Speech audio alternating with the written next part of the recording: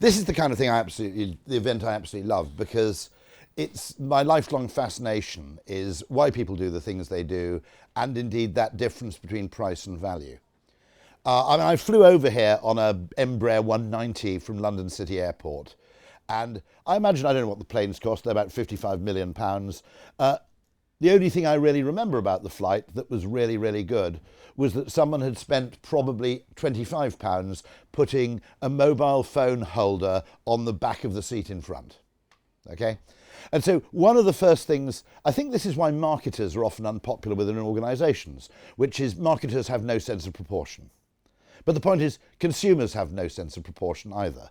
We can be hugely impressed by utterly trivial details, and we can ignore things that millions of pounds have been spent on.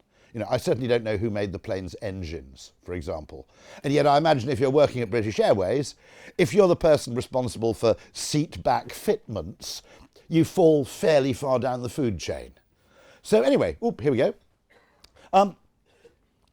I think there's a fundamental problem in the way in which people try to understand business, consumers, economics and everything else, which is that most people are trying to win an argument rather than solving a problem. And the mental mechanisms, the processes you adopt are actually quite different from the two. But of course, in any large organisation, you can only do anything by first winning an argument. And so what you have to do is basically start with a reasonable assumption, make 3 or 4 logical deductions from that first assumption, and then get to a point which you claim is absolutely right, the single right answer. And if you think about it, our education system encourages people to do this. We probably hire people for their ability to do this. We promote them on their ability to do this. But actually, problem solving is very different. I mean, one of the nasty, presumptuous things, this is a book called Voltaire's Bastards by the Canadian philosopher John Ralston Saul, and he makes the argument that of all the human mental faculties we've evolved, including things like intuition, creativity, and even humour, we've put rationality in far too high a seating place on the table, that we regard it as basically superior to all the other modes of kind of human mental processes. And he thinks this is just a fundamental mistake. He thinks that there are moments when you should absolutely use rationality and be absolutely adherent to it, but a lot of the time you should give it a back seat. Now, if you win a rational argument, there are often problems. Quite often, for example, and funnily enough, this is also true in physics, in very advanced physics, but it's certainly true in psychology, that the opposite of a good idea can be another good idea. In rational world, in high school maths world, the opposite of a good idea is wrong. But in the real world, the opposite of a good idea can be another good idea. Or sometimes the best solution is to do 2 things which appear completely contradictory. I met somebody not that long ago who is the UK's walking czar. And I said, well, what do you do? They said, well, our job is to encourage people to walk more. So what do you do to encourage them to walk more? They said, well, we campaign for more footpaths, better pedestrian access to things. We campaign for pedestrianisation. Now, it so happened I just had a bout of sciatica. And I don't know if you've ever had sciatica, it's back pain. It's a bit like a premonition of what it's like to be 20 years older than you actually are. And I said, what about seating? And the guy looked at me as if I was nuts. I said, look, okay, very fit people need more footpaths. But frankly, Britain hasn't got a shortage of horizontal surfaces. There are plenty of places you can walk if you want to. The problem with the elderly, or people who are marginally disabled, or the people who need to walk more than they do, is if they do start walking, there's nowhere to sit down. And so sometimes the solution to getting people to walk more might be twofold. Yes, you campaign for more footpaths, but you also campaign for more benches.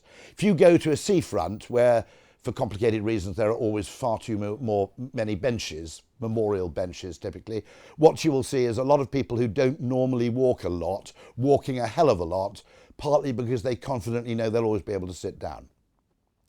And so, one of the things I always say, funnily enough, with pricing, one of the reasons I got interested in this category is I overheard some people at a KFC conference saying the product's not selling very well, so we're going to drop the price. And I just read a Nassim Taleb book, and I said, well, before you do that, try putting the price up. And they said, well, why would that work? And I said, look, it probably won't work, but if it does work, it's a fuck sight of a more valuable discovery than discovering that you can sell more by putting the price down. Weirdly, they put the price up and demand did go up. I've fluked out, to be absolutely honest. The explanation for that, I think, might be psychological, which is that people go to KFC for two reasons. Well, three in my case, which is my wife's not with me to stop me going. But people go to KFC in many ways for two reasons, a bargain or a treat, okay? And part of it is, I want a hot lunch, but I don't want to break through the £5, £6, £7 barrier. But part of it is, it's my birthday, or what, you know, your birthday, or the kid's birthday, whatever it may be. And actually, something that's priced in the middle isn't a bargain and it isn't a treat. And I think what they'd done with this product, which was quite a premium product, is they'd priced it at a level where people thought, ooh, that's not enough. And it's surprisingly common. So actually, whoops, are we clicking? Am I pointing in the wrong direction? Ah, fine. Fundamentally, one of the problems we have is that most humans, we're not a rational species, we're a rationalizing species. What we do is we make instinctive decisions and then we reverse engineer a rational sounding explanation for our behavior. There's a whole argument in evolutionary psychology that we evolved the faculty of reason not to make better decisions. We're supposed to make decisions instinctively and using intuition. The reason we evolved the faculty of reason is because we'd evolved language and we're a social species and we needed to justify our behavior to other people or evaluate the arguments of other people. It's not actually intended to be the way we make decisions. And the other problem we have, I think, is that I had a friend who was for many years in journalism and then went into PR, and he said, you know, one of the great things you learn in journalism is just because it makes sense doesn't mean it's true. And one of the things we tend to do as humans is as soon as we hear an explanation that makes sense, we stop looking. I talk about this later. If you look at sales as a phenomenon, okay? Everybody would go, well, why do we sell more during a sale? And people will go, well, prices go down, demand goes up. It's the price demand curve. Nothing to see here, move on, okay? Actually, that's not the whole story by any means.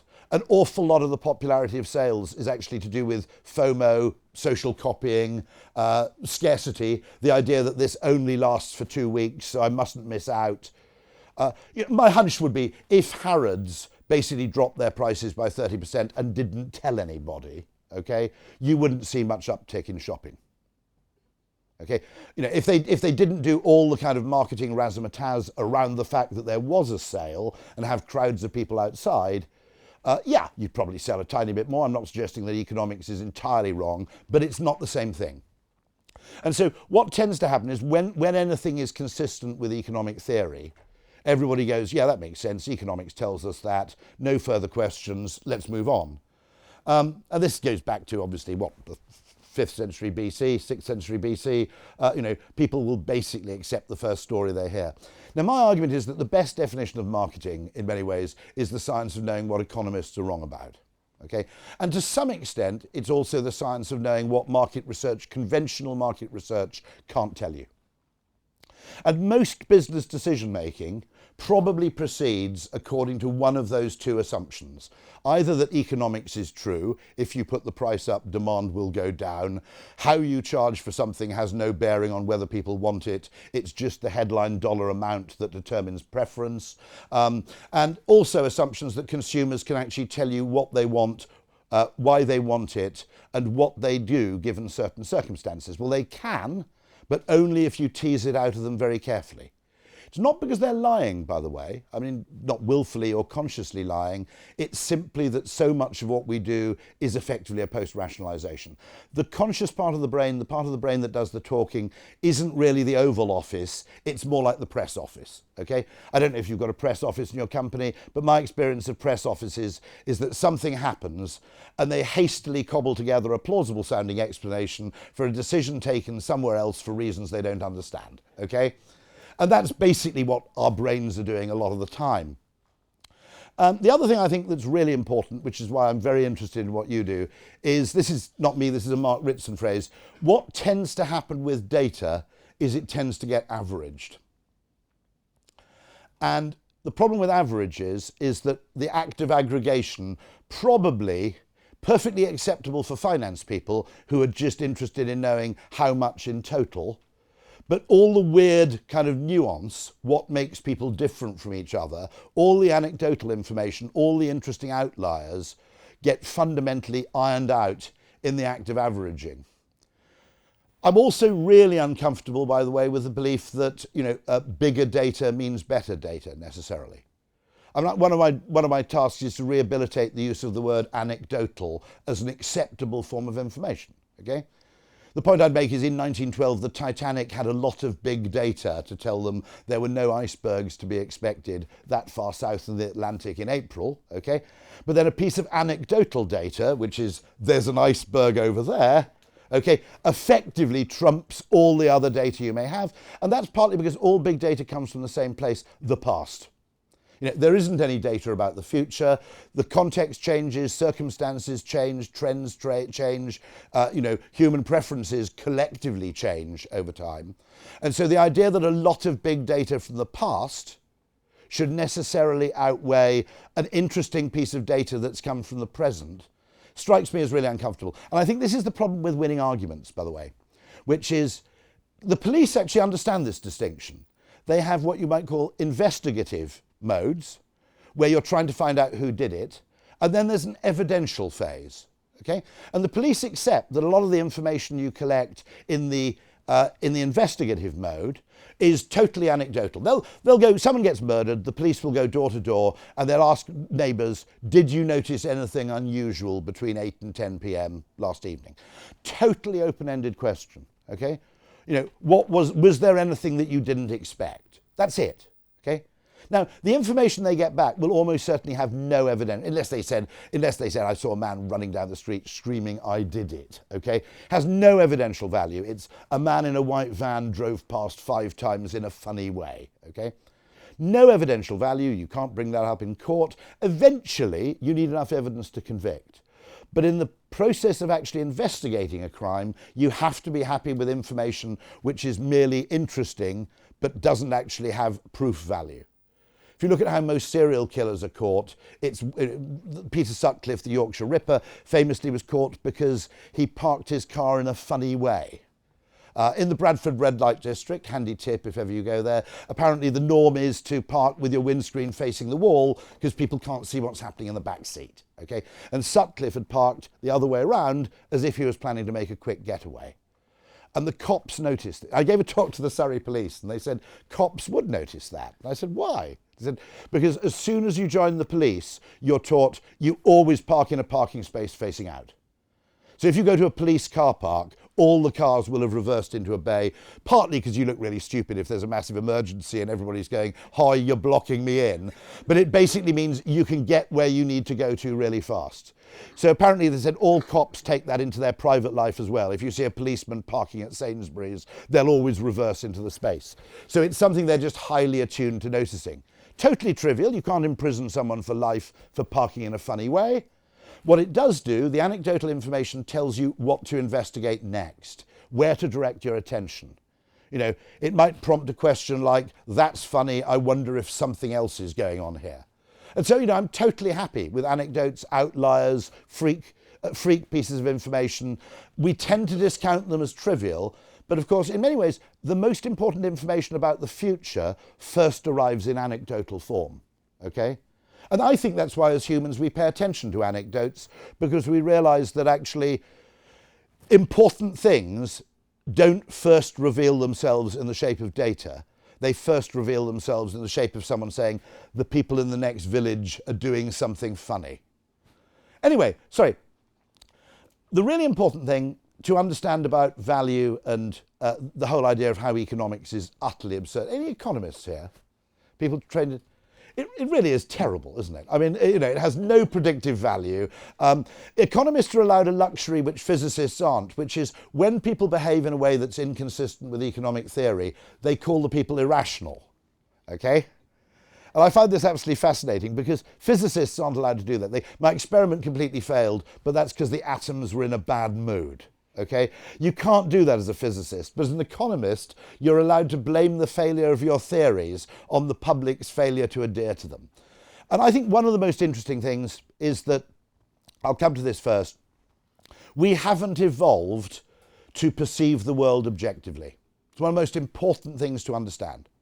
And one of the weirdest things that nearly everybody does, including economists with things like price, including engineers with things like features, functionality and specifications, is we assume that reality translates into perception in a kind of linear way.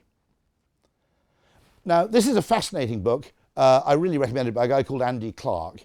He's a pupil of Carl Friston, who's a very weird guy at UCL who talks about psychology and the free energy principle. But I thought that's a bit heavy, and to be absolutely honest, I don't understand it myself. But I did understand Andy's book. And his point is that it's not a new theory. People thought Helmholtz and people like William James thought this in the 19th century. He thought that actually most of what we perceive in our minds is actually a prediction. That there isn't enough bandwidth in the optic nerve to give us full, for the photographers among you, raw quality imagery in real time. Okay? There simply isn't enough bandwidth in the optic nerve. So the way evolution solved for this problem is, funnily enough, exactly the same as this television. The reason JPEGs and MPEGs compress imagery is that rather than describing every pixel individually in painstaking detail, there's a brown one, there's another brown one, another brown one. For every pixel, there's an expectation value, and the data is only used to correct for prediction error. So basically, it takes an expectation value for every pixel. If it's the same color as the pixel in film that came before it or the one that's alongside it, it can just say same. You don't need any data to describe that. It's incredibly bandwidth efficient. You only need the data to basically update prediction error where you've got something wrong or something surprising has happened. If you think about it, you genuinely couldn't make, your sky dish would have to be 25 feet across if you actually wanted to have televisions which worked where every pixel was individually described. And the theory is that the brain evolved exactly the same solution to the same problem, how to conserve, how to use incoming information from the senses as efficiently as possible. And the most efficient way to use our incoming data isn't about what is, it's about what we expect corrected by what we see that's different. So I think that's just a hugely important thing to understand, that most of our knowledge, most of our vision of the world is internally generated, and then we're simply using our eyes to update what's new or unexpected or moving. And by the way, one of the most important things about price, for example, is the two other points he makes is context is really, really important. The way we perceive the world will hugely vary. What we'll be attuned to notice, the way we'll be attuned to use our powers of observation varies hugely according to context. It's one really important point. The other thing is that perception is to some extent relative. True of price perception, true of everything perception. It's a beautiful day today. We all agree it's an absolutely lovely day, right? And that's because we're typically from somewhere in Northern Europe where if it's sunny, it's a nice day. I landed in Johannesburg once, and it was in the winter, their winter, and I was picked up from my hotel, and it was a day even lovelier than this. There wasn't a cloud in the sky. And I come out of the hotel, and the three people picking me up said, "I'm so sorry you had to come during such shit weather." I said, "What?" I laughed. I thought they were joking. They said, "No, the weather's terrible." Now, if you're British or Irish, if it's sunny, it's a nice day. That's it, right? Okay, doesn't matter what the temperature is, if the sun is shining, no one would think of saying it was bad weather. I didn't realise this, in Johannesburg, for the whole of the winter, there never is a cloud in the sky. It is completely blue skies all the time. What they meant was it was unusually cold. It was about 2 or 3 degrees. It wasn't that cold, to be honest, but you know what it is when you go to Southern Europe and it drops down to about 20 degrees and everybody puts on a Canada Goose jacket and a bobble hat. They're a bit like that, basically. And perception of weather is entirely framed by, comparison. It's all comparative. Massively true of price perception, by the way.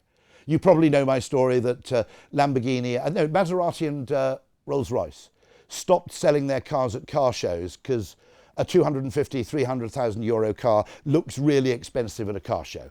They just started selling them at yacht and aircraft shows instead.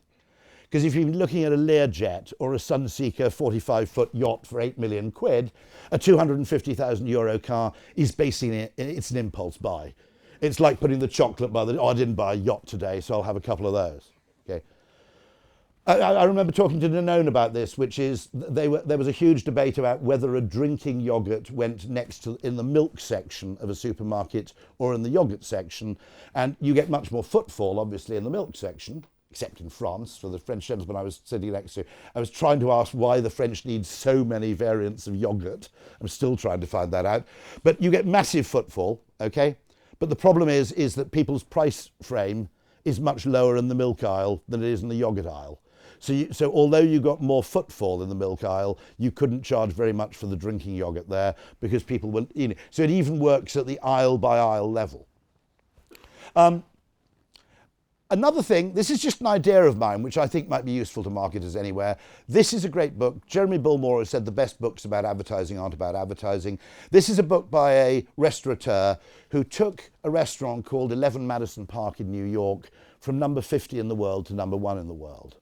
And in the course of reading the book, I know him a bit. I'm actually meeting him in September, I think, in New York. He told a story which I thought was really fascinating, and I thought it had a great bearing for all of you here. So he's number 50 in the world. He takes his top team, mixture of people from the kitchen, people from front of house. He takes them to the best restaurant in the world. There's some annual restaurant awards where they give you the top 50 ranking. And unsurprisingly, the best restaurant in the world was very, very good, okay? And all his companions were sitting there going, cool, they do that really well, we should do that. We should fold our napkins so they look like a swan, or whatever it is they were doing, you know. Oh, we should copy that. Oh, look, I like the way they do this. And just at the end of the meal, Will Gadara said, I'm not interested in any of the things they do well, because if we do those things well as well, nobody will notice, right? Because it's just like the best restaurant in the world and you're the 50th best restaurant in the world doing the same thing. No one really notices. It's exactly that point about Andy Clark makes about, you know, you must know this, you go and stay in hotels and they go, you know, we've had a recent upgrade refurbishment program where we've spent $400,000 per room. And you go, to make it look like every other hotel room I've ever stayed in, okay? It's the weird stuff we notice. It's the things we didn't expect that really chime with us. So this guy clearly spotted this and he said, I'm not interested in any of the things they did well, he said. What I want to know is what do they do badly? What was a bit disappointing? And it came down to two things. The coffee was just meh. You know, you could have ordinary coffee or decaf. It might have been a French press, it might have been an espresso, but nobody talked about the beans or gave you any kind of feeling that any love had been put into the coffee. And the other thing was that 3 or 4 of the party were beer drinkers. And if anybody else here drinks beer in restaurants, I do a lot, okay? You get treated as a second-class citizen to the wine drinkers, don't you, right? They're farting around over the wine drinkers and refilling their glasses and bringing them a new bottle and talking about the fucking terroir, right? And they go, yeah, we got Carlsberg. And then you try and get a refill as a beer drinker and frankly, you know, they sneer at you. So this guy immediately goes back to his restaurant and says, I'm not interested in all the things they did well. We're already quite good at those things. He appointed one guy from the, I think one waiter who was a coffee nut. He made him the coffee sommelier and said, your job is to have the best coffee experience. And the guy in the kitchens who was obsessed with craft ales, he said, you're the beer sommelier. So if people said, what have you got in the way of beers? They were expecting him to say, we've got this on draft. And instead, the guy would come with a beer list and talk about food pairings. You know, if you're having fish, why not try this citrus IPA? Now, what's brilliant about that is beer people are just used. They're just acclimatized to being treated like shit in high-end restaurants, okay? And if somebody finally respects them and takes them seriously, it's an absolute mental breakthrough. And so I think there's a really interesting idea which we ought to practice much more. I call this reverse benchmarking. You go and look at your competitors and stop trying to benchmark yourself against them. You know, in many cases, your own customers don't even use your own competitors, so comparison doesn't really work. Instead, go and ask what other people do really, really badly and try and just do 2 or 3 things extraordinarily well. Just take one freakish thing and just do it disproportionately well. I'm not saying you can be shit at everything else. I just ought to make that point. I'm not using this to say, you know, you can be crap at everything if you're brilliant at one thing. But fundamentally, if the thing monopolizes, and this is actually an important thing to understand, I think, in conjoint analysis, that conjoint analysis will tell you what's currently important to them, but you can use advertising and communication to increase the attention given to one aspect or another. Quite often, advertising is the act of directing people's attention to something you're good at to distract them from something you're not so good at. And by the act of actually garnering their attention, you make the thing they're paying attention to feel more important. So it's always worth asking the question in any analysis of this kind, this is how it stands at the moment, where could we move it?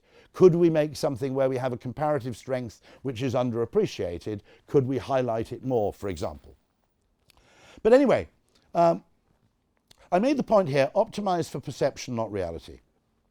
And nearly everybody, when you have a new product design, it's given to engineers, and engineers will always want to impress other engineers. And they'll always prefer that their product is superior to the other product on engineering dimensions. And the problem with that is that basically we don't perceive information, reality, remotely objectively. I mean, evolution has taught us not to look at things objectively. This is something I show in every talk I give now for two reasons. It illustrates this point perfectly, but also it can save someone's life. Okay? Just because, and there's no particular reason why, it's purely arbitrary, the way everybody on the planet describes speed is some variant of miles per hour or kilometers per hour. Okay? There's no reason we have to do it that way around, we just do. In other words, if I travel at this speed for an hour, how far will I have travelled? And that's how we describe speed. But two Cambridge behavioural scientists came up with something. They call this a paceometer, not a speedometer, and it's minutes per 10 miles. It's doing it backwards. Now, you do fuel economy for cars as litres per 100 kilometres, don't you, I think? Whereas in the UK and the US, we do miles per gallon. We do it the other way around.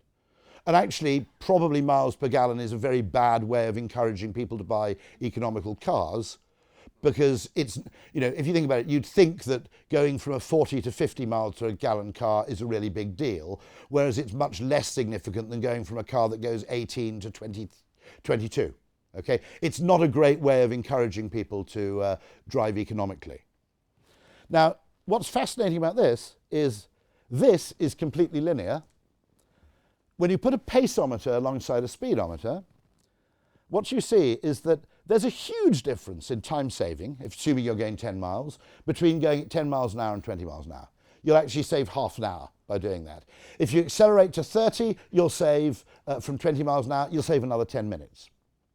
Okay? Worthwhile areas of time. What's fascinating about this is that for any given distance, once you're going 60 or 70 miles an hour, you do kilometres, do you know here? So once you're going at kind of, what would that be, about 110 kilometres an hour, okay? Going an extra 20 kilometres an hour is basically an idiot's game, because it hardly saves you any time. Now, we don't think like that, I think, do we? You've all had that experience where you're running late for something and you go, shit, I'm driving at sort of 110, 120 kilometres an hour. Look, I'm going to be late. I'll go up to 140, I'll go up to 160. And then what you weirdly notice, to your surprise, is that on your sat-nav, your estimated time of arrival after about 6 minutes drops by 1 minute. Now, the reason I think this is so important is that, in a funny kind of way, if we know this, what we'll realise is that it's really, really important, if you want to arrive somewhere soon, not to go slowly. But going really fast as opposed to quite fast is a total waste of energy. You're putting yourself at risk, you're putting other people at risk. Now, until you present the information in that way, that is not remotely intuitive, okay? You think, oh God, I'm going 60. If I go 80, I'll arrive much sooner. Actually, for any given distance, this is why actually, if anybody had seen this chart, no one would have made the British High Speed 2 railway go at 200, they wanted to make the railway go at 230 miles an hour, which actually saves an amount of time. I mean, funnily enough, actually the psychology of transport comes in here. There's a very good transport writer who says that actually one of the things that nobody clocked is that train journeys can be too short, okay? An hour and 10 on a train is actually quite a nice bit of time to decompress, get some work done, get stuck into something. If you reduce that to 50 minutes, at inordinate cost, which means the trains can't stop, the tracks have to go in a straight line, so you've got to destroy a load of national parks because you can't go around a corner at that speed, and it uses a huge amount of energy and puts passengers at a massive amount of danger, because nobody's ever said this, but in the event of a full-speed, high-speed train crash, everybody dies, basically. You've got another Tenerife air disaster, okay? So you put yourself at this extraordinary risk for a time saving that's actually imperceptible to the passenger. That's one thing I think that often happens in tech, which is engineers over-optimize and fail to spot the law of diminishing returns. Consumers really, really notice if something's 10 times better. If you make something 1.3 times better, they really don't care that much. And so optimize for perception, not for reality. And so many businesses are optimizing for objective reality rather than perception. Your TV, by the way, is very interesting. When you bought a TV, it didn't say on the box, perfect for higher primates, okay? But actually, all TVs are actually optimized. The only people who can watch a TV, look at a TV and think that's a reasonable approximation of reality are, I think, humans, gorillas, and possibly bonobos. And that's because we happen to perceive red, green, and blue, which are the only three colours in the pixel. Okay? Your dog can't understand why you paid so much for that television because it thinks the picture's a bit shit. It can kind of see what's going on, but the colours are completely distorted because dogs, I can't remember what it is, they perceive two different colours. If you've got a pet parrot, it really thinks your TV's crap because they can detect things in ultraviolet and things like that. And consequently, half the colour, it would look totally washed out to a parrot. A typical television.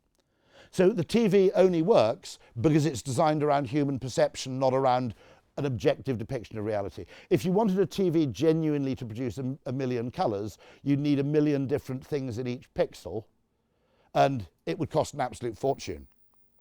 So, one very simple thought. I've given you I think reverse benchmarking is just an interesting exercise. I'm not saying it'll give you a perfect answer, but it'll take you to an interesting place. The other thing I think that's worth talking about is the extent to which context changes everything. I mentioned that fact that Maserati and Rolls-Royce, fundamentally, when you sell Rolls-Royces at a plane show or a boat show, they seem cheap. If you sell them at a car show, they look monstrously expensive. We did a very interesting experiment with an airline where we found that people's propensity to buy premium economy or business class tickets certainly wasn't a flat amount of money. It was how expensive it was compared to the economy price. So the perception of that was not, I'll pay £200 extra to go premium economy, which is what an economist would believe was true for any given length of flight. Instead, it was, well, if premium economy is like 20% more, I'll pay it, but if it's twice the price, I won't. So that actually led to the airline making an extra £10 million of revenue every year in premium high-margin cabins, because we said you can't sell someone a premium economy ticket unless they know what the economy ticket would have cost, okay? You can't just say premium economy 800 quid, oh, I'll buy that, okay? They'll only buy it if they know how that compares to the economy price. You probably know some famous price experiments. The very famous, I think it was the bread machine experiment, where they had two bread machines, one cheap, one more expensive, and they didn't sell Crate and Barrel, I think it was, if I'm right, or Williams Sonoma, okay? And they were about to give up on the bread machine category, and then they started stocking a massively expensive bread machine, which nobody bought, but everybody started buying the bread machine in the middle. It's called the Goldilocks effect in behavioural science. When humans aren't really sure what to do, they choose the one in the middle. But also, it was once you had the super expensive bread machine, it made the other bread machines look comparatively reasonable and affordable by comparison. There's someone here from Reckitt, I think, is that right? They've been doing this with Finish, okay? I think absolute genius. In other words, you have Finish. The only problem with Finish, I think, you're running out of adjectives for the top of the range product, aren't you? Okay, Finish. What is it? Is it Ultra Power Shine something all in one something else? But a lot of people do buy those. There's a surprisingly large group of people who basically just buy the best in categories they care about. That was the big surprise, by the way, in the smartphone market. Samsung always produced the top-of-the-range Galaxy phone. Their reasoning was simply that it was a halo product to make the rest of their products look better. And it was a surprise to Samsung when they discovered that actually, their top-of-the-range phone is typically one of the most profitable things they sell. That wasn't their original intention. It was intended as a kind of, effectively as an anchoring device. The other thing I think that's important is, because humans make decisions contextually, a really easy way, if you're innovating, is not to try and change everybody's mind, it's just change the context in which they take a decision. So I've always thought this is really interesting, which is my early years working in marketing. What I put here is you can change a million minds or just change one context. Okay? And my early years in marketing, well, here's a perfect example. Okay? I love this example. One of the best marketing ideas, I think, of the 18th century came from James Watt, who'd invented the steam engine and was selling the steam engines to mine owners for draining the mines, something they currently did using horses. You'd have horses walking around a capstan thing in a circle, pulling the water out of a mine. And Watt would come along and say, look at my amazing steam engine. And they go, yeah, that's really novel, fantastic. And they wouldn't buy one. Okay? And the people would go in, and being engineers, they'd talk about things like cylinder size and bore stroke and, you know, calorific capacity and the size of the boiler. And these people still wouldn't buy a steam engine. And so James Watt, who is clearly a good marketer as well as a good inventor, said, what do they really want to know? And they said, they want to know how many horses they can get rid of if they buy a steam engine. And so Watt went away and invented a unit we still use today, which is called the horsepower. So the horsepower, which we still use for cars, we still use for, weirdly, for ships, etc., was invented as a marketing device. And suddenly you turn up and they go, well, yeah, well, okay, I'm interested in this thing, but you know, what are the economics? And he'd basically go, well, if you buy a 25 horsepower steam engine, you can get rid of 25 horses. And if you buy a 50 horsepower steam engine, you can get rid of 50 horses. It was actually triple, because the horses worked in shifts, whereas the steam engine could just keep going. So technically a 25 horsepower engine would, I think, do the work of 25 horses, but it meant the mine owner could actually get rid of 75 horses or something like that. And as soon as he presented, it's exactly like the paceometer. It's a complete kind of revelation, an epiphany. As soon as he presented the information in that way, everybody wanted to buy a steam engine. And I think it's really interesting because you probably remember this, okay? A lot of my early years in marketing were businesses that became successful, not really by offering something that different in economic terms, but by changing the place at which the purchase decision happened. Okay? So Argos, previously, before there was Argos, you kind of bought a toaster by going to a shop. Okay? Argos preempted that because you chose your toaster possibly while sitting on the toilet, although they never made a virtue of that. But suddenly you were choosing in a different way. You know, if you think about direct line motor insurance, EasyJet, I don't know how old you got. I'm 59. For the first sort of 25 years of my life, if you wanted to fly anywhere, you went to a travel agent. Can anyone remember that? You literally went to a travel agent and you said, I want to, and they'd come up with a load of flights that were available. It was very weird, because then you go to the travel agent next door and they'd come up with completely different flights. But these guys, before there was an internet, they put the phone number on the side of the plane. And the whole point was, if you want to fly anywhere, you don't actually go to a travel agent, you pick up the phone. And what I think is very interesting is that brand hierarchies, in some ways, are vulnerable to a shift in the context in which people make decisions. And that's one of the things that really interests me about AI, okay? What we don't know, what we should be talking about with AI is not how good it is, you know, whether DeepSeek is better than this. What we don't know about AI is, what's the ultimate interface going to be? Because we'd all phone call centres a lot more if we knew we'd be answered absolutely immediately, wouldn't we, right? The reason we don't call centres is our expectation of delay is huge.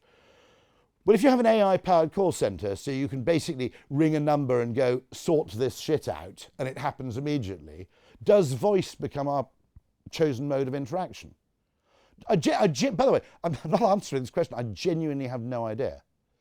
But it struck me that one of the reasons I think Amazon produced Alexa was probably as a defensive moat. That Amazon's great fear was that in 5, 10, 15, 20 years' time, people would start interacting with things verbally rather than with point and click. Now, as it stands, you know, Amazon has spent billions and billions on a device which most people use for what's the time, what's the weather, and can you set an alarm for 7:30, okay? To be honest, it would have been cheaper for Amazon to send everybody in the world a thermometer and an alarm clock than to develop Alexa, okay? But I suspect what they're doing is paranoia about what happens if the way people interact with things.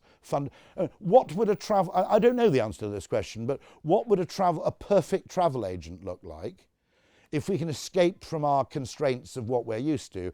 And it's probably, first of all, it might take place over time. You might make a phone call and go, I'm interested in going to Greece in next September. Can you send me some shit about places where there is or isn't a golf course? You know, and you just ask it over the next few weeks to send you stimuli, okay? And then you might click on one hotel and go, I quite like the look of this one. Do they allow dogs? Okay, and the voice would reply, I've just checked, they do allow dogs, but only up to a certain size. And then you say, show me the pool. I don't know. But you can imagine something which is a much more immersive form of interaction. So in a sense, when you change the medium of something, one of the weirdest things we've never talked about is that I think video conferencing is immensely important to lots of businesses, but the businesses aren't talking about it. You know, fundamentally, you can change the way you work internationally. You can change, for example, there's probably now, thanks to video conferencing, there's kind of a spot market in human talent, which didn't exist before. My argument would be nearly everybody on the planet would give you an hour of their time on Zoom for $1,000 or less, okay? Okay, not major celebrities, but what that means is you can tap into expertise in a short-term spot market way, which the reason it wasn't possible was when you had to meet face-to-face, a face-to-face meeting, the opportunity cost of a face-to-face meeting is like half a day or a day, okay? If you have to travel overseas to meet them, the opportunity cost is like 2 or 3 days. If you agree to a face-to-face meeting, you can't go on holiday that week. Whereas if you agree to a Zoom call, you've just got to come in from the beach and have the decency to put a shirt on, right? And then final things are that a Zoom call is less of a hard commitment than a physical meeting, in that if you cancel a Zoom call, people are just mildly inconvenienced, but they don't get angry. Whereas if someone's travelled to London to see you and you tell them at the last minute you can't do the meeting, they're perfectly understandably, they're really, really pissed off. But the whole psychological nature of these things is totally different. The whole context of the thing is different. And what people do is very strange. They go, ooh, it's not quite as good as a face-to-face meeting. And you go, but the point is that this meeting in the real world would never have happened at all. You go, you know, you're in Chile and the other guy's in New Zealand. The likelihood that we'd ever meet in the real world is pretty close to zero. And if we did want to do that, it would cost about 15,000 quid. And we're doing this here for free. So it's very strange how people compare. People look at Zoom as a form of communication, or Teams, and their immediate assumption is you have to compare it to a physical meeting. But the vast majority of Zoom calls are meetings that wouldn't have happened at all in reality. Very interesting, by the way, comparison of speed. I've made this point a few times. All of you look at Olympic swimmers and go, God, they're really fast, aren't they? Ooh, it's a new world record, right? One thing you can't do in Olympic swimming is have someone walking alongside the edge of the pool. Because you realise that even world champion swimmers could be actually outpaced by a retired person with a Zimmer frame if they put on a bit of a burst of speed. I can't remember, I calculated the speed once, it's like 3.8 or 4.2 miles an hour. That's a world record time if you're actually swimming. We think of it as fast because it's fast compared to other swimmers. But in reality, it's slower than someone in a pair of wellies, okay? And so this is what I mean about the way in which we judge things. What we tend to do when we judge something is we look for a frame of comparison and we go, it's a bit like this, but not. And that leads to utterly nonsensical things, I think. But anyway, I'll move on because I'm probably running a bit low in time. This is the whole business if you change the context. And so I think one of the ways in which AI might provide a huge opportunity for innovators isn't in being really, really clever in a textual way. I think it might be in creating an entirely new interface where, you know, imagine a company where an airline where you could simply ring them up and say, I want to, you know, can you give me this information in an email, please? And you describe what you want and, you know, 5 seconds later the email arrives. You know, that starts to be a really interesting, disruptive business. But here's my point. Most of the time we try and solve problems in the real world because that way we can look objective and rational, and we don't spend enough time looking for psychological problems. Now, example of this, okay, range anxiety in electric cars, right? Two problems with range anxiety. Well, there are two ways to solve it. You increase range or you decrease anxiety, okay? Now, I suppose one solution, I never thought of this before, one solution to range anxiety would, of course, be pharmaceutical, which is you just give people free drugs with their electric car, and they go around not really caring that they're at 7%. But actually, the point is that billions are being spent trying to increase range by increasing the energy density of batteries. But I don't know of anybody, there's a small group of us who had just started doing this in the UK, saying, why don't we spend a bit of time reducing anxiety? And there are two really big reasons, well, three ways you could reduce anxiety pretty much off the bat. Anybody got an electric car here? How many people? Few, yeah. One, when you're at 86% in your electric car, it doesn't need the second digit, right? Because you drive to the shops and now you're down to 85% and you go, ooh, I'm losing charge. Okay. When you're at 11% or 7% or 14%, you need that level of granularity in your battery charge. Over 60%, it should just say 60% plus, 70% plus, 80% plus. Okay? There's no reason, your petrol gauge never did that, did it? It never said, oh, your petrol tank's 37% full. Basically, it was half full, quarter full, an eighth full. Oh shit, the lights come on. That was how your petrol gauge worked. Okay? And so, secondly, one of the reasons people are anxious is simply because electric car chargers aren't very visible, right? Petrol stations all grew up in the era before GPS, so if you weren't really, really ostentatious, nobody bought any petrol there because they couldn't see you. Okay, nobody's ever said, I went for a walk in the country and came across a charming little petrol station nestling among the trees. You had to be on a big, busy road, or better still, a junction, and you had to be visible from 400 yards away. When they installed these high-powered electric chargers, they put them around the back of an industrial estate in an obscure kind of... in fact, my local Sainsbury's had 6 high-speed chargers I didn't know for 4 months. Okay, so one thing is just go and bribe Google and Apple for Apple CarPlay and Android Auto and say, if you've got an electric car, can we just have a small amount of screen real estate saying your nearest available charger is X miles away? Okay, that's all you need. Because it's not really range anxiety, it's infrastructure anxiety. Now, because we're trying to solve the range problem, electric cars are heavier than they need to be, more expensive than they need to be. A lot of them, to be honest, are using up a lot of battery capacity which they don't need. Okay, it's much, much cheaper to reduce anxiety. Now, don't get me wrong, by the way, in America, we were saying this last night, in America or Australia or somewhere, range anxiety is a reasonable, rational thing because people live 600 miles away from their mum who lives 100 miles west of Boise, Idaho, okay? You don't want to be stuck, stranded in the middle of some wasteland. But in Ireland or the UK or the Netherlands or Belgium or something, it's a completely academic problem. Densely populated small countries. I mean, once you've got about 150 miles of range, 90% of people, 99% of the time, are going to be absolutely fine. I mentioned this with trains, okay? If you instead of making trains faster, just make the time on the train more enjoyable. If we'd given the brief for High Speed 2 to Disney, instead of giving it to a load of engineers and McKinseyites and nonsensical people like that, okay, the first thing Disney would have done is they'd say, look, you've asked us for a train that goes at this speed, carries this number of people, blah, blah, blah. They'd basically go, wrong question. The question you should have asked is, how do we make the rail journey between London and Manchester so enjoyable people feel stupid going by car? It's a psychological question that should have been asked. If you're trying to solve for a behavioural problem, you should be defining the brief in behavioural and psychological terms, instead of assuming that speed somehow maps neatly onto consumer preference. There's a fundamental misalignment between what engineers are generally trying to do. I mean, actually, you see that. I've never met him, but I've always wanted to tease him about this, which is I'm absolutely sure that James Dyson thinks that everybody buys Dyson vacuum cleaners because of their superior engineering, when in reality, I think it's because they look cool, if I'm being absolutely honest with you. All credit to him, though, he was the one guy who wanted to make them transparent. Now, my hunch would be if Dyson had done everything else identically but had made the Dyson vacuum cleaners opaque, I don't think anybody would have bought them. I'll be absolutely honest with you. I think that was the actual decisive thing in their success. And the argument is that the argument was nobody wants to see the dirt. Okay, and Dyson's argument was that the act of vacuuming is more satisfying if you can see the stuff as it comes out of the carpet, because there's a kind of feedback mechanism. So he got, in fairness, he got that absolutely right. How long have I got? I've got a bit of time, have I? Okay. Sorry, I'm just trying to click on the... there we go.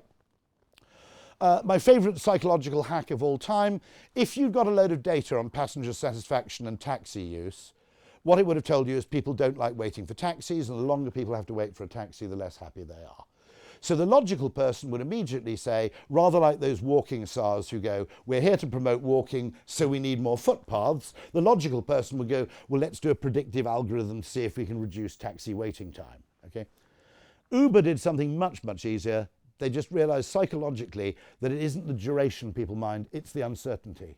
And once you can see your taxi on a map, basically, it doesn't change the quantity of time you spend waiting for the taxi, but the quality of your wait time is literally 10 times better. So instead of going, oh, maybe it's outside, where do I go? Oh God, it's raining. Maybe they lied, maybe the taxi is not in its way. I better go outside because, I need to check they're there. Instead you go, oh look, it's over there. I've got 8 minutes, I'll have another pint, okay?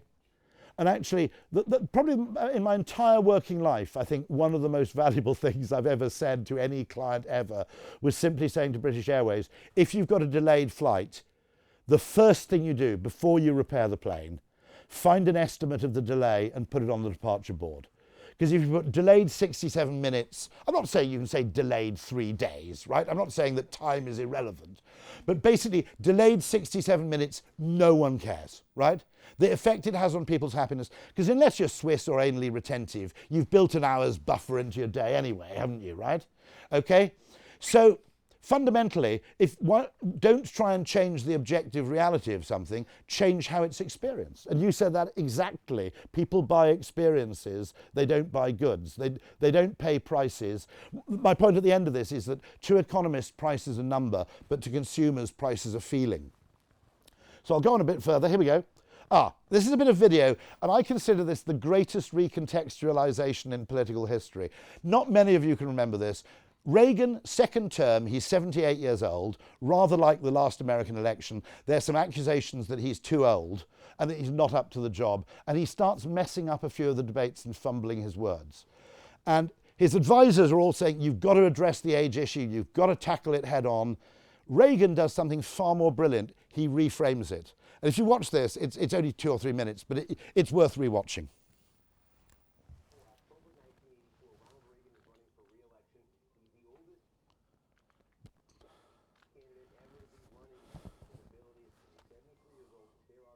Concerns about his ability, especially mentally, to continue his job. Nobody knew anything about Alzheimer's at this point, but there were some concerns that were out there.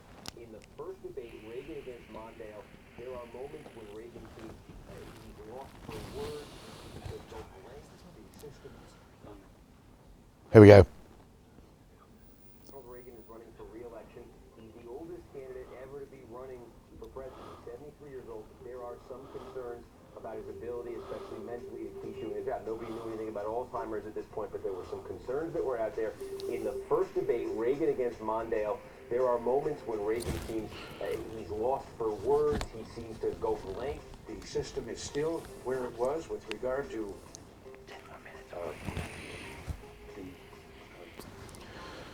the progressivity, as I've said. Walter Mondale says, looking back, he said that was the one moment he believed he really could win that election. Today we have a brand new race.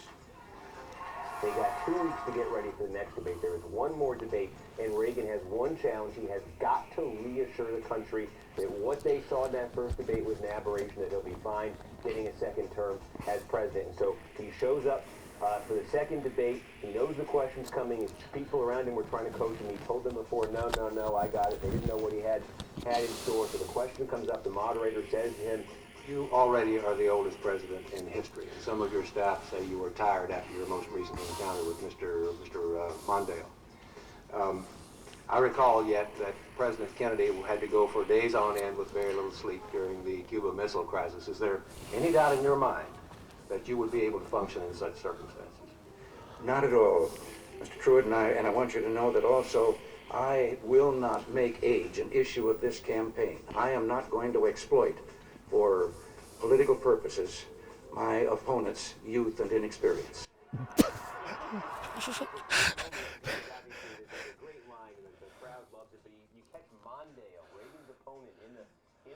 So we can skip on to the next slide. But what was fantastic about it, one joke, okay? The whole issue is killed. And that's one thing you learn in advertising, which is that it was very interesting. All his people were trying to brief him with a rational argument. And he wasn't going to spoil the joke by telling it early. He just said, don't worry, I've got this. And one of the most important things, I think, in understanding intuition is that you can communicate things with humour that you can't say straight. If you take the famous Economist poster campaign, you know, I never read the Economist management trainee aged 42, okay? Right? What that's actually saying is actually reading The Economist will make you successful at business. It's kind of a wanky message. Economist readers would have actually hated that message. But if you say it obliquely, it works. And this was the brilliant reframing of, and funnily enough, Saga, which is a company in the UK which markets to the elderly, has actually basically stolen from Ronald Reagan, and because they sell holidays and cruises and things to people over 50, I've told them, they haven't listened, that you should make it over 49. Because there's a massive psychological difference between holidays for people over 49 and holidays for people over 50. It's a bit like, you know, 1999 pricing, okay? Their new strapline is simply experience is everything. They're effectively stealing from Reagan and rebranding age. It's a holiday company for people who know what they like. Okay. By the way, interesting fact, we do become more conservative as we get older, and there's a very good reason we become less. Those of you with teenage children will find this maddening, right? Because they have to make mistakes for themselves, and they have to try everything out for themselves. You go, I've been doing this for 20 years, I know what to do. No, I'm going to do this. Now, the reason for this is that when you're young, two things, okay? You have less experience to draw on, so experimentation pays more.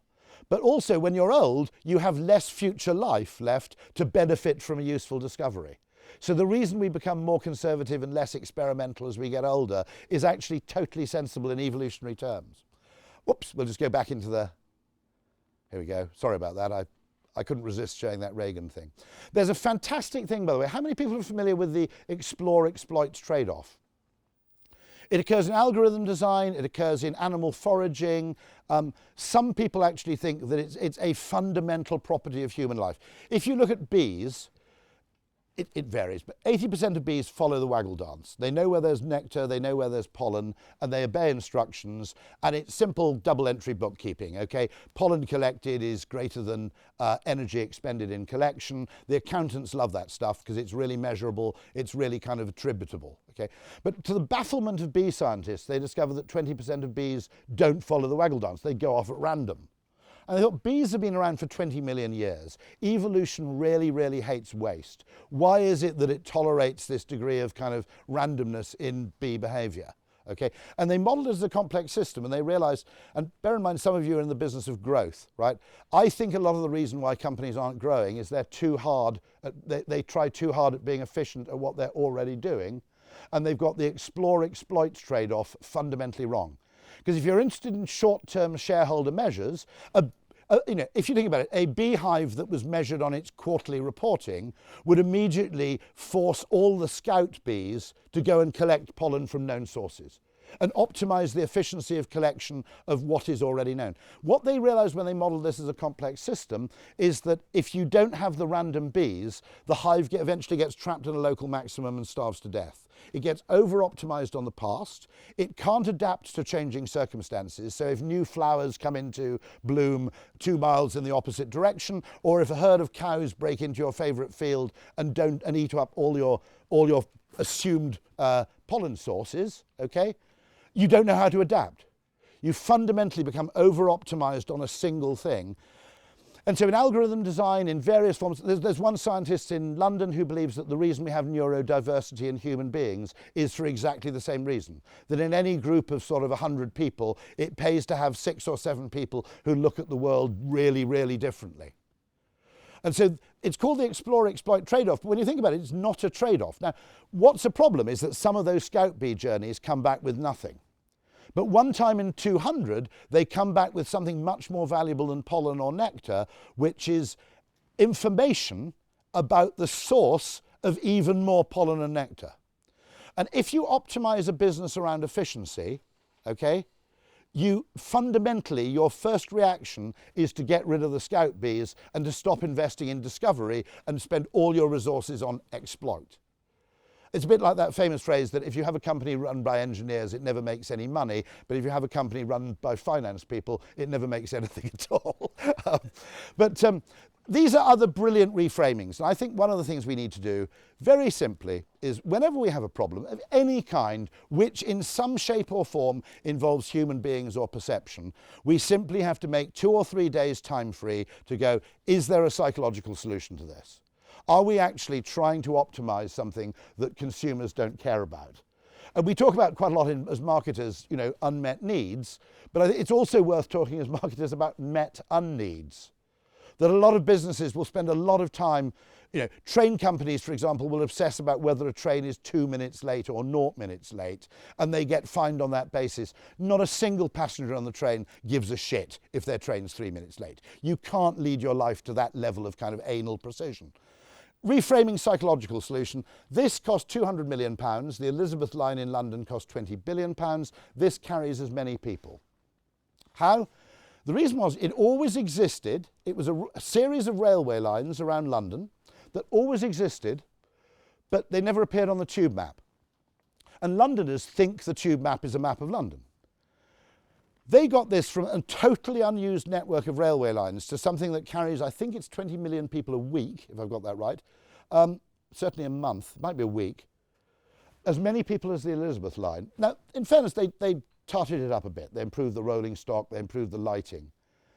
But they did a brilliant reframing. They just took a railway line and pretended it was a tube line. That's all they did. On the first day this appeared on the tube map, usage went up by a factor of 4 on day 1. And suddenly it completely changed where people would go and live in London. Because everybody who looks for a place in London goes, is it close to the tube? Okay? And when this wasn't on the map, you suddenly got people saying really weird things like, I want to live in Peckham because it's handy for Shoreditch. Okay? Literally, I heard someone say that. In 1990, you would have been committed if you said that, but there we go. But this was literally, I would argue it's £20 billion worth of infrastructure that was mostly created with pixels and ink. Wasn't really created with railway lines, it was created with information. Got 5 more minutes, I'll be very quick. Right, final psychological solution which I think is genius. Now, it's a banquet at Buckingham Palace in about 1954. Churchill's Prime Minister again, if I'm right, the Queen's newly on the throne. Present are immensely important dignitaries, heads of state, high commissioners, etc. And someone comes to the top table and points out to the Queen and Churchill that one of the distinguished guests has been spotted stealing a pepper pot. Now, it sounds pretty trivial, but apparently they're solid gold or something. They date back to George III, and they're worth about £5,000 each and irreplaceable. So they have this massive dilemma, okay? If you have a contradiction, you can't resolve the contradiction rationally. You always have to treat it as a trade-off. But if you're allowed to use psychological solutions, you can resolve the contradiction, okay, by thinking about it differently. So they've got this huge dilemma, which is, do we create a diplomatic incident, or do we just take the hit and allow this guest, who was female, we don't know who it was, to steal this £5,000 pepper pot? And Churchill goes, don't worry, leave it to me. What? Okay, I'll take care of it. And he leans over and he takes the matching salt shaker from the table and he puts it in his breast pocket. And then he just waits. About half an hour later, the woman who's stolen the pepper pot is standing by the window on her own, and Churchill just wanders up to her, pulls out the salt shaker from his top pocket and goes, I think we've both been spotted. We probably better put these back. Okay. Now, I don't think she actually believed, really, that he also was in the business of stealing the tableware. But by presenting himself as a fellow conspirator, not as an accuser, the whole nature of the conversation is totally different. Okay? One of them is a massive affront to your status. Are you calling me a thief? I am absolutely outraged. You can imagine the whole thing, right? You know, fervent denial or claims that it was a mistake. Massive embarrassment. You go along and say, we're both guilty of the same thing, but I think we haven't got away with it. The whole psychological outcome of that thing is totally changed. And the psychologist Kevin Dutton, he basically asked a brilliant question. He said, is there actually a solution like that to practically everything? It's just that we aren't looking for them. Or that, now, could I have come up with that solution? I often ask myself that question.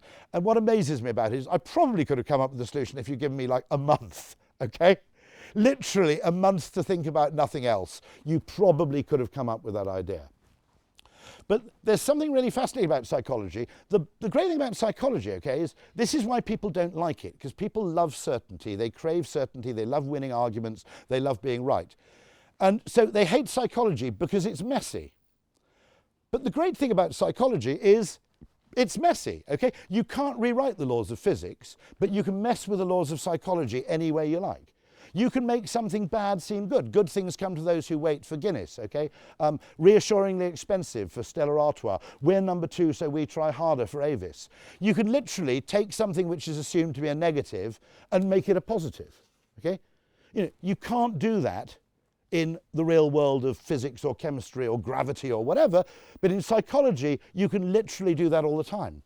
The weird thing is we spend so little time doing it. So rather than trying to change the world, change how people see the world, because when people see the world differently, they behave differently, and that then changes the world. Simple. I haven't got time to tell you examples other than one, but we worked quite a lot with a large cinema chain in the UK, and one of the things we very simply did is they had standard seats and premium seats, and we said, why don't you create super premium seats, because then more people will buy the premium seats. Perception is relative. What was even better was they discovered the place to put the premium seats was to put bloody big day beds right at the front.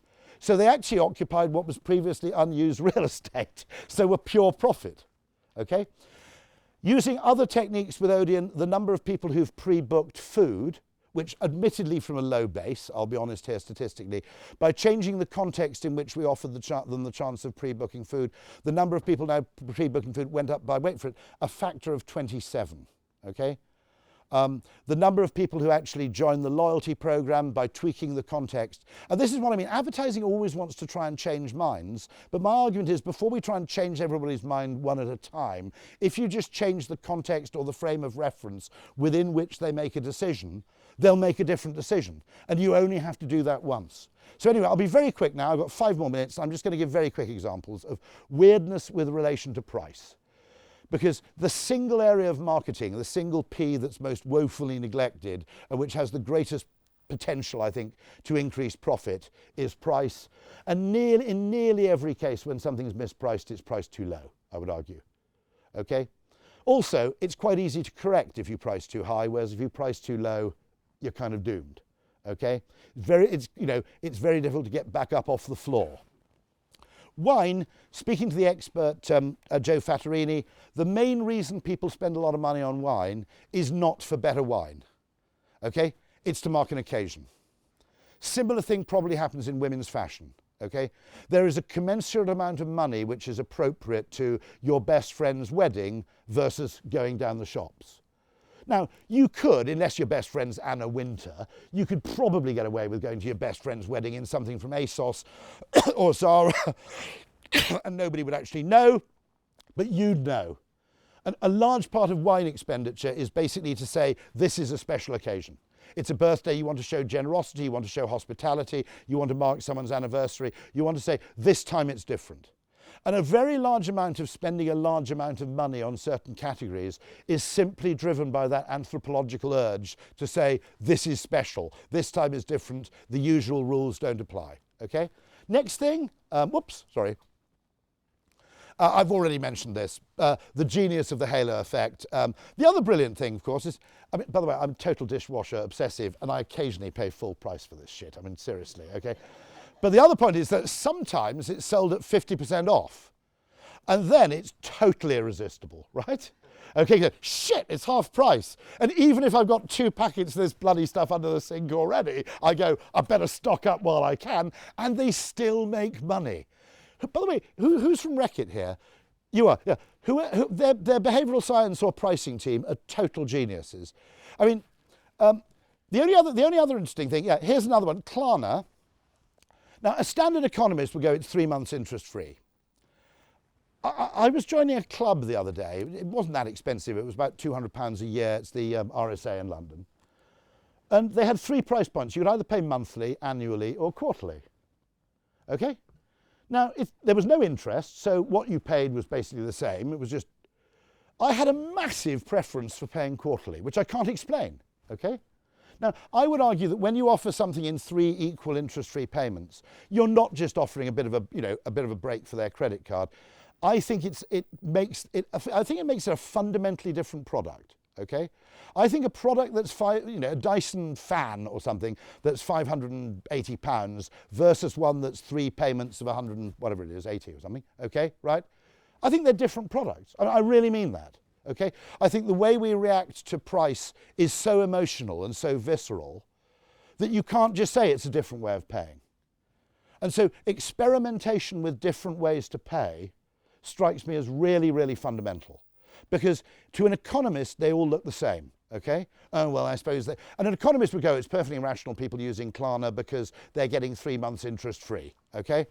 You know, economists would assume that you were using those 3 months to put the money in a high interest bearing account or something tragically sad like that. I hate saving personally, it's just consumerism needlessly postponed. But I think understanding the cycle, this is one of the things we've done which nobody nicked. Dishoom, very good Indian restaurant in London, if you belong to the loyalty program, we give you a dice, okay?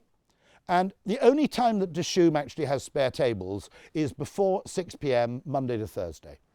If you're a member of the loyalty program and you have this little die that they give you, every time you pay your bill before 6 Monday to Thursday, you throw the die, and if you throw a 6, you get your meal for free. Now, logically to an economist, that's a 16.6% discount, okay? I'm then on a phone call about 2 years later, so this was our idea for Dishoom. It's hugely cultish, okay? And there are these guys in Chicago, they don't know we've worked with Dishoom. They go, oh, you're from London. Every time we go to London, we have to go to Dishoom. We go before 6 o'clock because one of my colleagues has got a dice, right? And we bring a guy along from the London office because we think he's got a hot hand, right? Now, what was weird about this, okay? All these people worked for William Blair Associates, which is like a miniature Goldman Sachs, privately owned Goldman Sachs, right? Half the people on the call could have bought the fucking restaurant, okay? These people wouldn't have crossed the road for a 16.6% discount. You know, in fact, it would have put them off, to be honest. Now, I've never understood, I always think the Dunnes Stores promotion is utterly brilliant because it basically gives you, if you like, it gives you basket size, it gives you frequency, it gives you loyalty. It's a brilliantly simple idea. Not many people copy it. Not many people copy Amazon Prime. It's a brilliantly simple idea. And the point about Amazon Prime is that I think however rich you are, right, 10 people don't mind paying for delivery once a month, but 1 person really resents paying for delivery 10 times a month. And I think the point about Amazon Prime is if you want to have frequent customers rather than just a lot of customers, you've got to have some sort of mechanism like that. I don't know why more people haven't nicked this, because one of the advantages is, right, if there's a 1 in 6 chance of getting a meal for free, you spend more, don't you, right? Okay, because you'd feel a bit of a dick if you skimped on everything and then ended up winning the meal, okay? And it weirdly seems to attract these weird high-rolling people who just find the whole thing... No retailer, as far as I know, has ever experimented with that. And yet it strikes me, and the reason I think these things work so well is because economists look at them going, yeah, it's 16.6%. No consumer looks at that and goes, it's a 16.6% discount. Maybe a professional poker player or someone would look at it like that, okay? It's a totally different psychological experience if you pay in a different way. People prefer 50% extra free to 33% off the price, much less margin eroding, most of the time. You'll know whether this is true, but it's really, really worth testing because 50% extra free, I'm assuming, if you're a package goods company, erodes your margin much, much less than dropping 33% off the price, okay? Now, an economist would go, they're exactly the same, wouldn't they? 50% extra free, 33% off, it's exactly the same in terms of unit price. I think they're totally different things psychologically. I think the way we respond to them emotionally is, one of them is an act of generosity and the other one's an act of desperation, I might argue, okay? Now, I always wanted to do an experiment which was how much of 50% extra free, how much of the success of that is actually economic? In other words, I am getting more for the same price, and how much of it is just, there's a deal, okay? And so I said to someone once, I'd always wanted to do this experiment, which was totally illegal, okay, and totally unethical, which was you put 50% extra free on a product on the shelf, and then you put the price up 50%. and you see what happens to sales, because that totally unethical experiment would tell you what part of it is actual financial calculus of look at what a lot of chocolate or what a lot of washing powder or what a lot of McCain oven fries I'm getting for this money, and how much of it is just, oh, fuck me, there's a deal, right? Now, I've never been able to get the data. How do I know? We didn't do the experiment. I shared it with a client who I obviously won't name, who said, I know the answer to that question. And I said, well, how the hell do you know? And he said, because we're an enormous multinational, and a few times a year we do it by mistake. We put 50% extra free on, and someone keys in the wrong price point, and so the price goes up 50%. I go, okay, please give me the data. I'd love to see this. He said, obviously I'm not going to give you the data.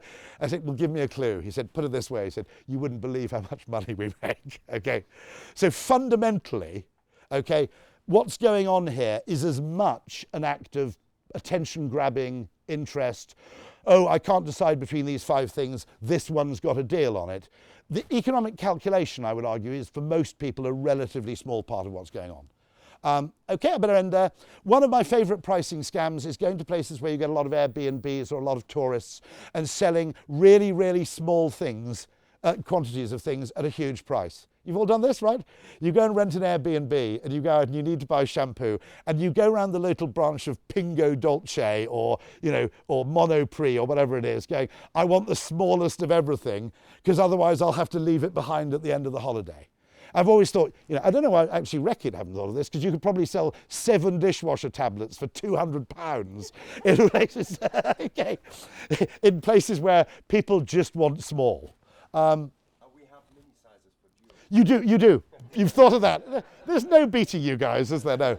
I've always said the Harrods sale, I'd love to do a secret sale and see what effect it had on sales. In other words, without all the FOMO, the social proof, the razzmatazz, if you just drop the prices that way and you don't make a lot of noise about it, how much more do you sell? Because I would argue that sales are actually really a social phenomenon more than they are an economic phenomenon in many cases. And then finally, I think this is the last one. Yeah. Just because it follows economic logic doesn't mean it's logical. Yep, there's a logical explanation for why people all queue up in a sale, which is to save money.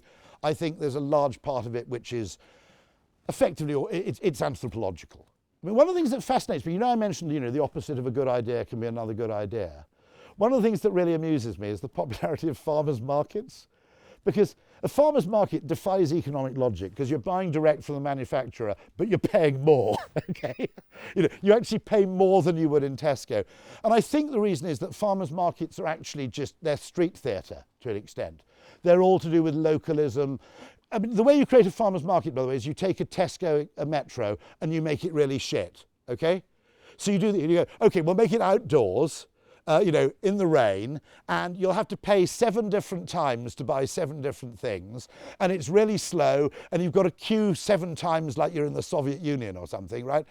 But this is what I mean by actually, a very good futurologist told me there's no such thing as a trend, there are only vectors. That whenever you have a trend, it always creates a counter trend, and people have probably found a lot of their retail is too efficient, too impersonal, you know, too anonymous, too high-tech, and they're actually going back to kind of Victorian retail. Well, the perfect example of this, okay, I love this. When I was a kid, and some of you will remember this, the rich kids at school had all been somewhere long haul. And they'd all been to one of these amazing airports, and they all talked about them. They went, oh, I went to Schiphol, it's amazing, I bought a Walkman for like, 120 quid, it's amazing, they've got shops and everything, and restaurants and everything, right, okay? And then eventually it moved to Changi, and people came back and said, oh, I went to Singapore, it's amazing, there's like a waterfall, and there's this, and there's that, and the other, okay? And then it was Dubai. Oh, I went to Dubai airport. It was fantastic. They've got this fantastic shopping mall and blah, blah, blah. And then eventually every bloody airport became a bloody shopping mall. And the next thing you heard was, have you been to London City Airport? It's fucking brilliant. There's hardly anything there, right? And people suddenly go to London City Airport and go, this is fantastic. I don't have to walk through blue water just to get to a plane, right? And so this is why you need the rogue bees. Because there's always something else going on which people aren't noticing. While everybody's talking about one aspect of a trend, there's always something else going on. But here's my final point. Very simple. To economists, price is a number. To consumers, it's a feeling. Very simple. Very simple that. The weirdest thing of all is this business of doing club card prices, where you only get a discount if you use the loyalty program. Our argument, we suggested this to Sainsbury's in the 1990s, and our logic was actually not just that it would drive take-up of the loyalty program, but that a discount that not everybody else can have has a higher perceived value than one that's just effectively open to all. Okay, if you literally say 20% off to over, it's called the idiosyncratic fit phenomenon in behavioural science. If you say 50% off to over 30s or something, okay, the over 30s see that as being much more valuable than if you go X% off to everybody. So one of the most important things about this, by the way, is the worst mistake you can make, I'll end on this, the worst mistake you can make is assuming that once you're doing a discount, it doesn't need marketing because the discount stands for itself. Okay, how you present a discount, 50% extra free versus 33% off, exclusive to this, because you're a reward card member, you can save £2. Okay, I'll give you a psychological example. Okay, if there was 20% off all BMWs, you wouldn't be that interested. Whereas if you had a mate who worked for a BMW dealership who could get you 20% off because you were a mate, you'd be bashing down a path to their door. Okay, so the perceived exclusivity of a discount, the value of a discount is not just economic, it's actually very, very psychological. And so the worst thing you can do is say, we're dropping the price, so we don't need to do any marketing. What you've now got to do is you've got to market the lower price. I hope that's been useful. There is a whole... by the way, the consistency point is that's the rarest quality of all. Actually sticking with an idea through multiple marketing directors or whatever. So I will actually say I was peripherally involved in the beginning, and I would argue that Dove might be an example of reverse benchmarking, okay? Which is if the whole of the market goes in one direction towards, artifice and, and a particular idea of beauty, effectively, it's a bit like that. Sorry, there's a terrible phrase from Sir James Goldsmith, which is, when a man marries his mistress, it creates an immediate job vacancy. Okay, I don't want you to take that literally. I think it's a terrible phrase. Okay, and he wasn't a nice man. But what often happens is that the tendency of brands to benchmark against each other, okay, often creates what you might call a vacant space somewhere. And I think Dove was a beautiful example of doing that. But what's really beautiful about it actually is the consistency. And I mean, funnily enough, I was on stage with Scott Galloway a couple of nights ago, and someone asked the question, what do you most regret? And it was a campaign done by another agency for the AA, the Fourth Emergency Service. And a mad new marketing director took over and wanted to get rid of the line, the Fourth Emergency, to our members, we're the Fourth Emergency Service, which had brought them sort of literally extraordinary levels of growth over the last few years. And I always said my biggest regret was we should have just refused to pitch and just said, this is an act of brand vandalism. We're not willing to participate. It was also really weird working on that because all the creatives were basically sitting there for the first week going, but this is really dumb. Why would you do this? And so actually one of the great things is that consistency, which used to be, in my childhood, brand consistency was pretty commonplace. It really, really marks you out now.